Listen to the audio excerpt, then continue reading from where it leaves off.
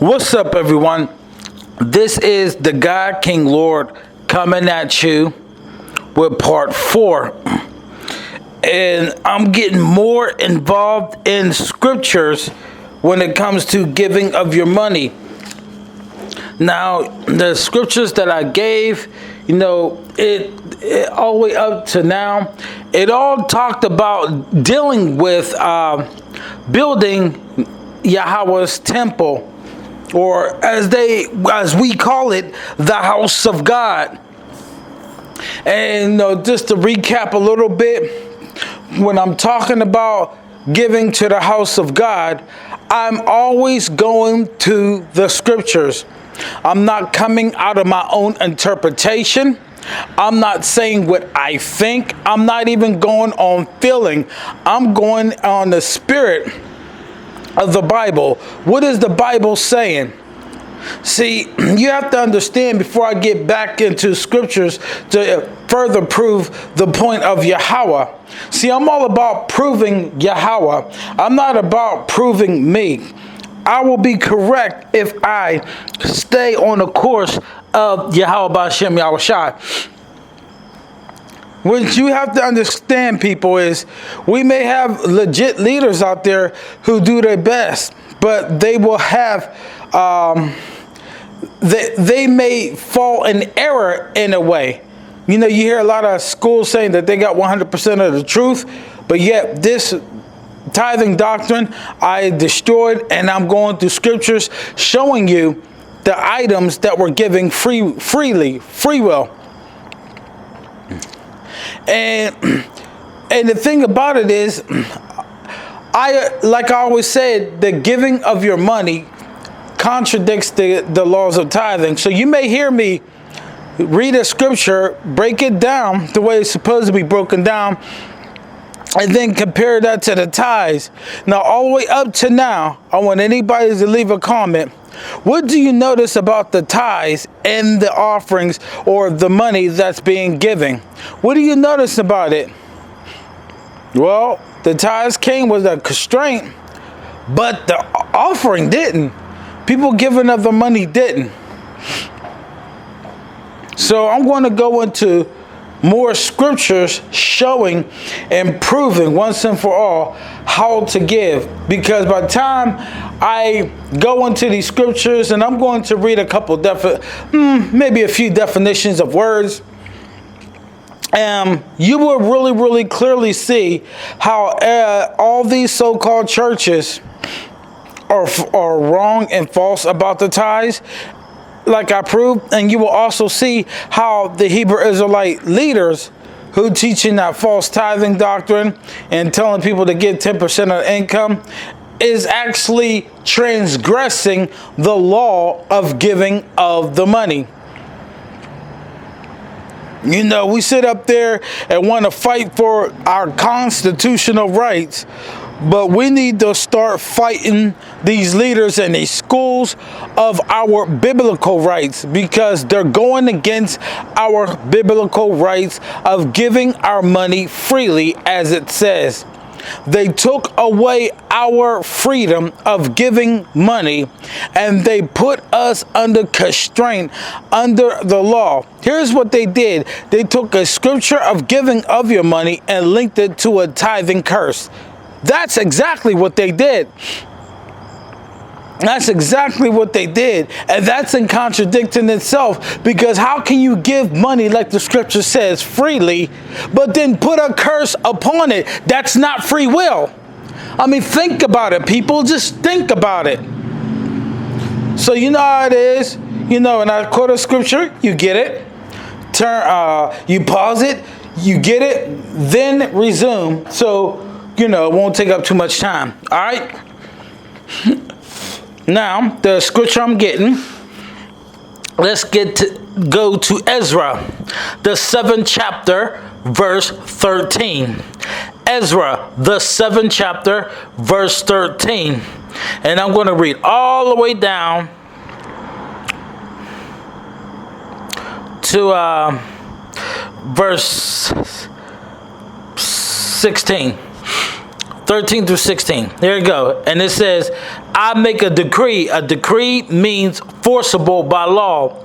So I make a decree that all they of the people of Israel and of his priests and Levites and my realm, which are minded of their own free will to go up to Jerusalem, go with thee.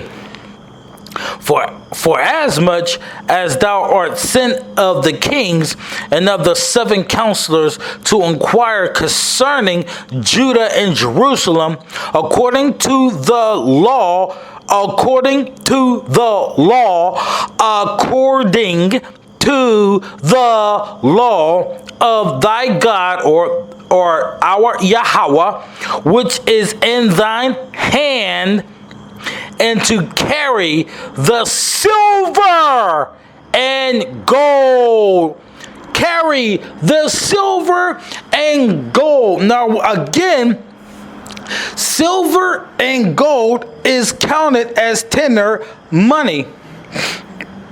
Now I went over and show you how silver and gold was mentioned as money, and it was also mentioned as a decoration.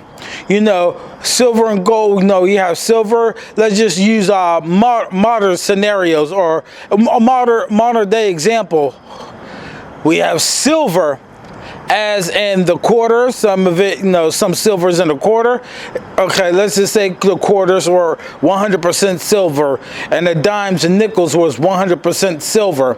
Okay, that's money. But we also have silver chains. We also have silver bracelets. We also have silver declaration or a silver anything. No, so it could be money, or it could be a decoration. Now you're going to decorate something with silver. You know what I mean? But it says that it's a decree enforceable by law. That when something is a law, it's a commandment. Understand that when something is law, it is a commandment.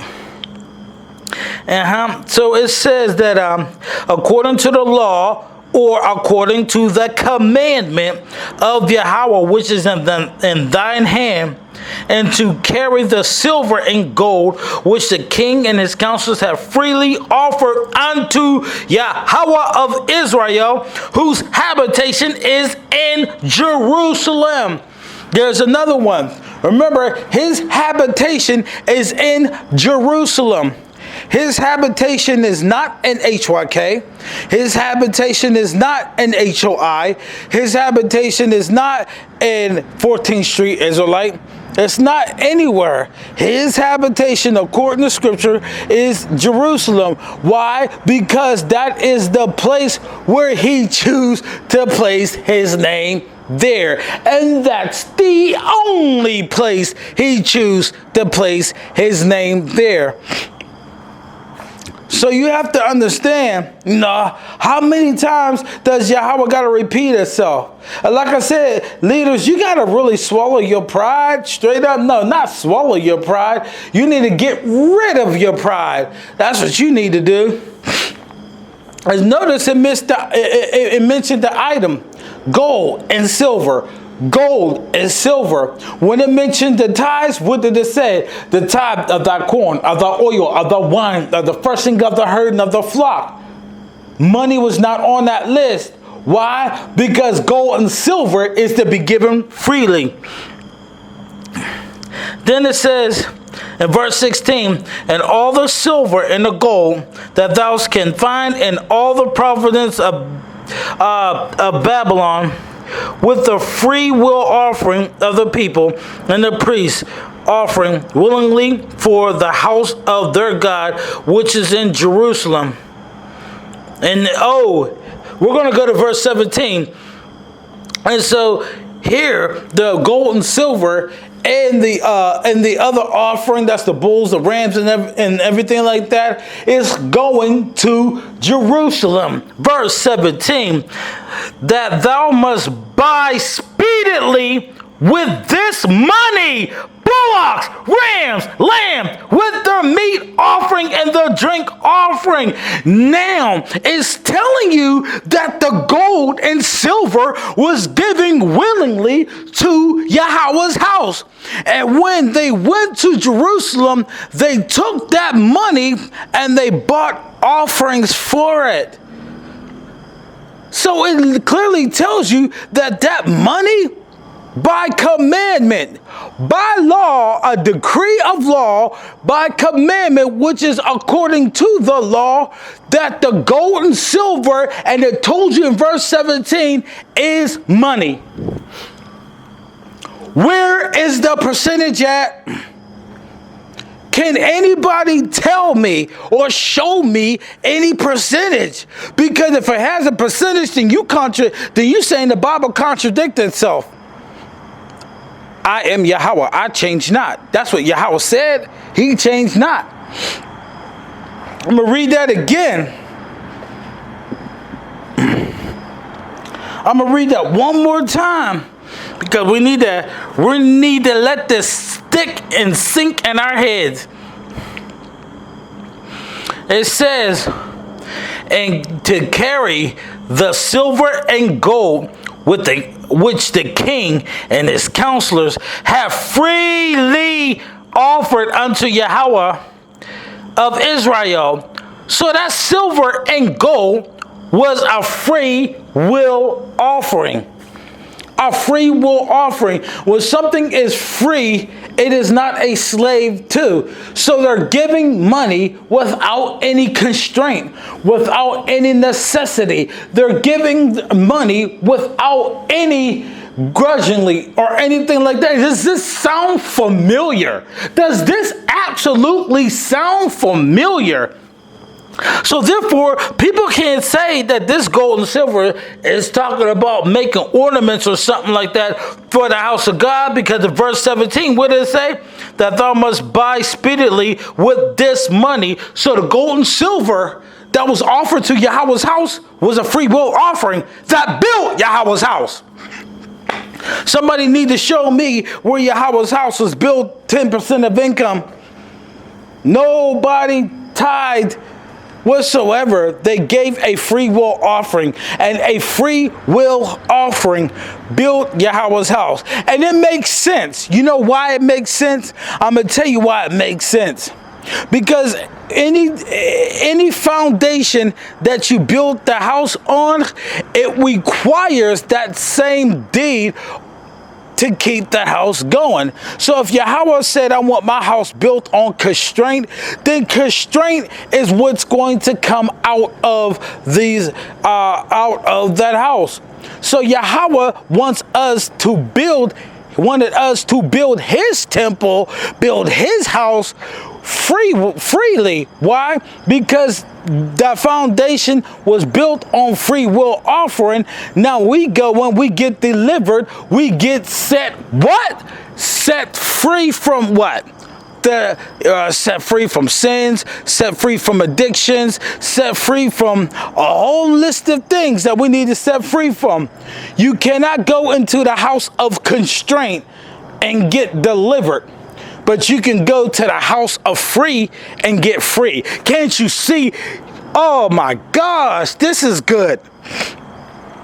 This is absolutely good. That's why he didn't want us to build his house on constraint. That's why he said in Exodus 25, 1-3, that when we take an offering of the children of Israel, have them give it freely. Have them give it freely. Why? Because if you're giving something out of constraint, that's in your heart, so constraint you're going to get. I want you to understand that Ezra, the 7th chapter, verses 13-17, is a bad mamma jamma. Because that scripture alone cuts everything. It cuts everything. So folks, you got to wake up. You got to seriously wake up. Because now remember, when you give something freely, you give it without constraint. But see, the tithes came with a constraint. It's called the curse. So therefore, again, come on, folks. See, that's why I love going through the series of the tithes that I went through to show and educate you people. Because giving your tithes is different from giving your money. Don't let these pastors and Hebrew Israelite leaders bully you, because these Hebrew Israelite leaders, if they continue with their crap, they're going to have hell to pay.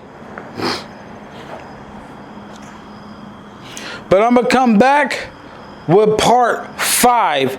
I will be right back.